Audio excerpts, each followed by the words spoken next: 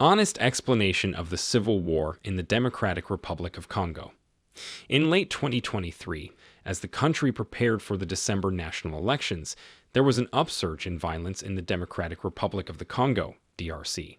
The horrific battle has been exacerbated by conflicts between militant groups over natural resources and territory, political brutality, extrajudicial killings by security personnel, and growing tensions with neighboring Rwanda over its suspected support of militia groups in the Congo.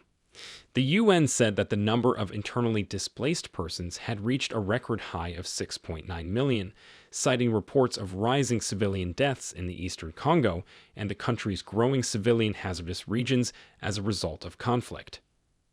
Origin of the conflict. 6 million people have lost their lives in the Eastern Democratic Republic of the Congo since 1996. Following the 1994 Rwandan Genocide, which claimed the lives of an estimated 1 million minority ethnic Tutsis and moderate Hutus in Rwanda. The First Congo War, 1996 to 1997, broke out. Nearly 2 million Hutu refugees fled the genocide during and after it, most of them taking sanctuary in camps in the provinces of North and South Kivu. Extremist Hutu people made up a tiny portion of the Rwandans that crossed into the Democratic Republic of the Congo and started militias there.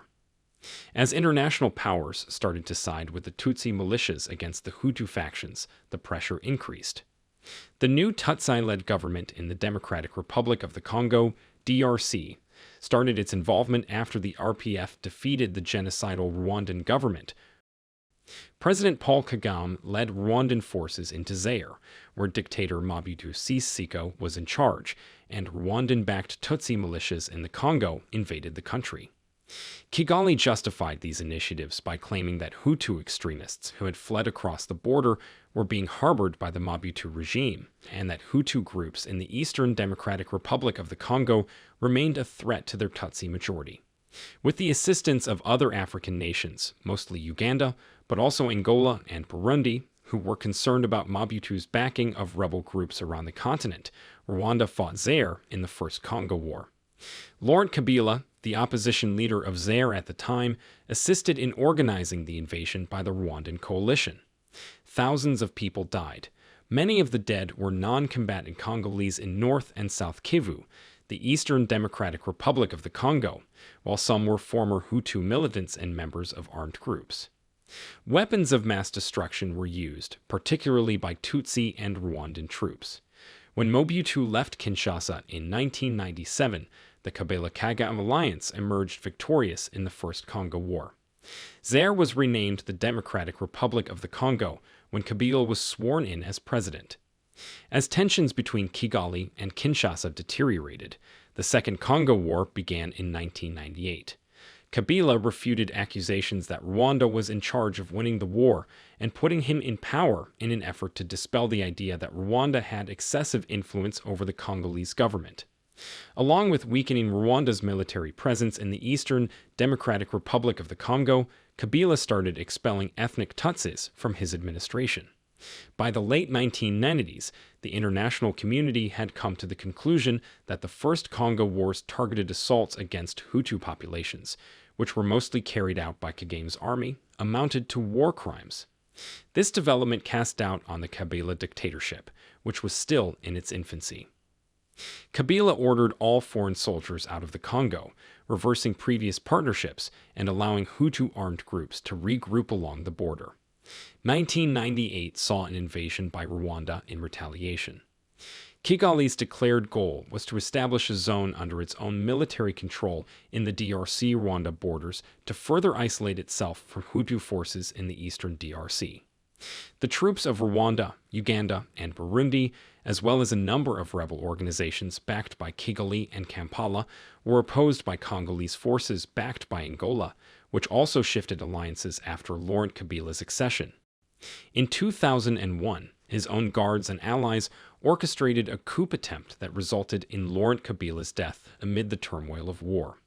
After everyone involved was put in jail, Kabila's son assumed leadership. Under the leadership of the junior Kabila, the Second Congo War was officially declared over in 2002. Although exact figures are hard to come by, it is possible that by 2004 the conflict's death toll and the ensuing humanitarian crisis exceeded 3 million victims. Joseph Kabila's transitional government in Kinshasa was approved by a package of peace agreements that Rwanda, Uganda, and the Democratic Republic of the Congo started executing between 2002 and 2003. Unrest and conflicts continued in the Eastern Democratic Republic of the Congo, DRC. Notwithstanding these accords, the creation of Truth and Reconciliation Commissions, and deployment of a reconstituted UN peacekeeping force. In 2006, Joseph Kabila took office officially after a much-anticipated popular election. The March 23 movement, M23, a notable rebel group comprised mainly of ethnic Tutsis, rose to prominence in the early 2000s. Kinshasa accused Kigali of supporting M23, a group that gained unquestionable power in the Eastern Democratic Republic of the Congo between 2012 and 2013. In order to assist the Congolese army in its conflict with M23, the UN Security Council authorized a rare offensive brigade in 2013 under the auspices of the UN Organization Stabilization Mission in the DRC. MONUSCO was successful in providing the Congolese army with help, and in 2013, M23 canceled its first campaign. Evidence of Rwanda's backing for M23 permanently harmed relations between Kigali and Kinshasa. Over the past 20 years, other flashpoints have emerged in states bordering Rwanda and Congo, such as Ituri. These conflicts are typically between militant and ethnic groups, with roots in the Congo Wars. An additional challenge to peace efforts in the Democratic Republic of the Congo in the 21st century has been the growth of mining operations. Some of the world's largest reserves of metals and rare earth minerals, which are needed to make cutting-edge electronics, are found in the DRC. The world's increased need on minerals such as cobalt, copper, zinc, and others has increased the incentive for both domestic and foreign groups to become involved in the Congolese conflict. The Democratic Republic of Congo had elections in December 2018 and January 2019 saw the inauguration of Felix Tshisekedi as the winner. It was the first peaceful handover of power in the history of the Democratic Republic of the Congo, with President Joseph Kabila stepping down. But the results of the 2018 election have since been called into question, and some polling suggests that Martin Fayulu, a different candidate, would have prevailed. Tshisekedi took over a number of crises at his inauguration, including as the continued war in the Eastern Democratic Republic of the Congo and Ebola outbreaks. The Eastern DRC conflict has become more widely known due to the wealth of natural resources, particularly valuable minerals, that may be found in Congolese soil. Although American corporations previously possessed extensive cobalt mines in the Democratic Republic of the Congo, the majority were sold to Chinese firms in the Obama and Trump administrations. The bulk of foreign-owned cobalt, uranium, and copper mines in the Democratic Republic of the Congo are currently owned by Chinese corporations with ties to Beijing, and Chinese assets are constantly guarded at mining locations in the eastern DRC by the Congolese army.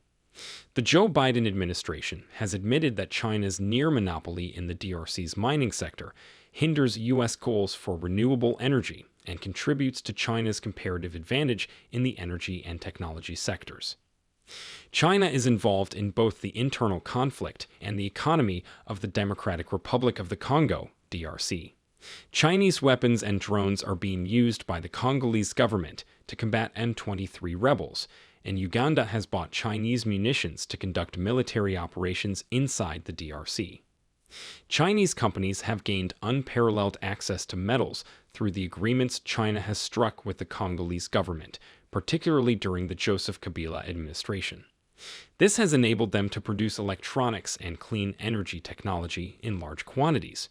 Prior to President Kabila's retirement in 2019, the Beijing-Kinshasa connection came under international attention due to indications that Chinese funding, meant for infrastructure projects as payment for mining rights, was being channeled toward Joseph Kabila and his friends. Due to the intricate, multifaceted military and economic ties between China and the Democratic Republic of the Congo, DRC, both other nations and the Congolese people themselves have restricted access to the country's crucial resources and revenues. However, there are risks associated with China's participation in the resource-rich Eastern Democratic Republic of the Congo, DRC. In September 2023, a rebel group killed a mining company convoy, and Chinese citizens were among the deaths. Furthermore, testimony against the use of child labor and other criminal activities in Congolese mines, allegedly including those owned and run by Chinese companies, was heard by a U.S. Congressional Human Rights Commission in July 2022.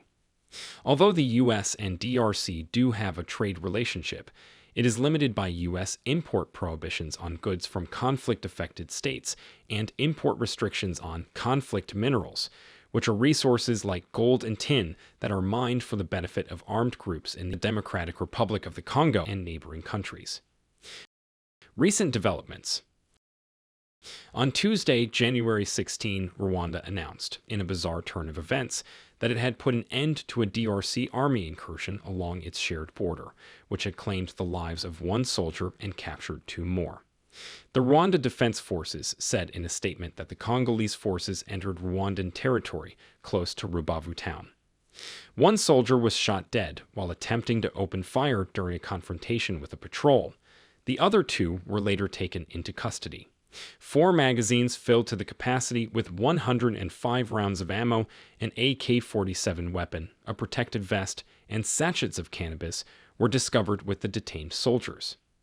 Be aware that in May 2022, Congolese forces announced that they had apprehended 2 Rwandan soldiers who had been surreptitiously deployed into the Democratic Republic of the Congo. The 11th of June saw the release of both, though. In November 2022, a Congolese soldier was shot while he was passing a border station close to Rubavu district. According to the Rwanda Defense Force, he was shot at the guard towers and died as a result. The soldier went missing during an army patrol. He was identified as a recent recruit to the armed forces. Although the DRC and Rwanda declared that they were looking into the situation, nothing has been done as of yet. This incident intensifies the ongoing hostilities between the 2 neighboring countries. The majority Tutsi ethnic rebels operating in eastern Congo and Kinshasa has continuously accused Kigali of giving them protection. Last year, the rebels restarted their attacks close to Uganda, prompting around 1 million people to escape. The state of affairs highlights how precarious the border region is and how challenging it is for both nations to maintain stability. Diplomatic actions will likely be necessary as long as tensions persist to prevent further escalation and to foster cordial relations between Rwanda and the Democratic Republic of the Congo. The M23 rebels' assault on the Congolese army in North Kivu in November 2021 marked the start of the most recent round of issues. The M23 offensive reignited the issue, but its fundamental causes were never addressed. Even before the recent fighting, malnutrition levels in the country were already high, but now families are living day to day, having no idea where their next meal might be coming from.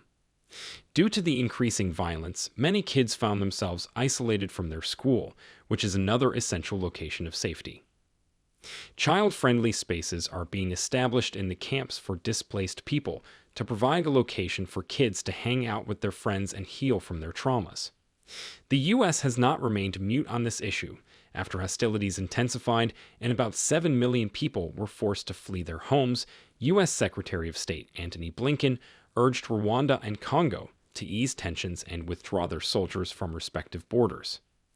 Blinken had separate phone conversations on the volatile situation and worsening humanitarian crisis along the border with Paul Kagame of Rwanda and Felix Tshisekedi of the Congo. The M23 rebel group, which has taken control of large areas of the North Kivu region of the neighboring Democratic Republic of the Congo, was also encouraged by the European Union to cease helping Rwanda. The capital of Rwanda, Kigali, disputes the accusations made by the DRC, the US, and a number of European nations that it is supporting the M23. Additionally, Congo does not see assistance from the UN peacekeeping force stationed there. For this reason, by the end of 2024, the United Nations peacekeeping force in the Democratic Republic of the Congo, MONUSCO, which has assisted in the war against insurgents for more than 20 years, will have fully left the nation. The announcement follows the Congolese government's demand for the UN mission to withdraw from the nation, claiming it had failed to safeguard people from armed groups. The government was just re-elected in a contentious election. There will be 3 stages to the withdrawal. By the end of April, some 2,000 UN soldiers would withdraw from South Kivu as part of the first phase, bringing the total number of MONUSCO soldiers down to 11,500. The Congolese security forces will seize control of 14 UN outposts located in the province, as stated by UN Special Envoy Bintou Keita. Africans need to be aware that the West is searching for chances similar to this to enter the continent. They will pretend to be allies and then use their influence to control some of these puppet presidents. Do you believe there is still more and more to tell about the conflict in Congo? Tell us what you think in the comments section, and please do not forget to like and subscribe to this channel for more informative videos like this one. Thanks for watching.